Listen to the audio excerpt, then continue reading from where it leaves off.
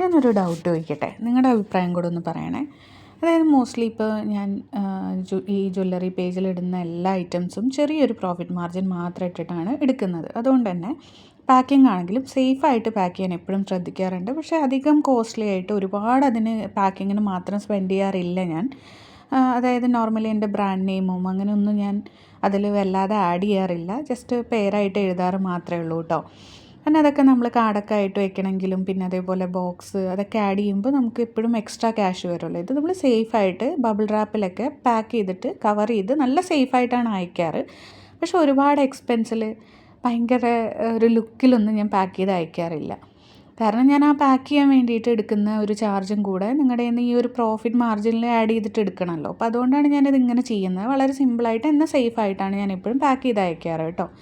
അപ്പോൾ നിങ്ങൾക്ക് ഇത് മാറ്റണം എന്നാണോ അതോ ഇതുപോലെ കണ്ടിന്യൂ ചെയ്യണം എന്നാണോ അഭിപ്രായം എന്നൊന്ന് പറയണേ.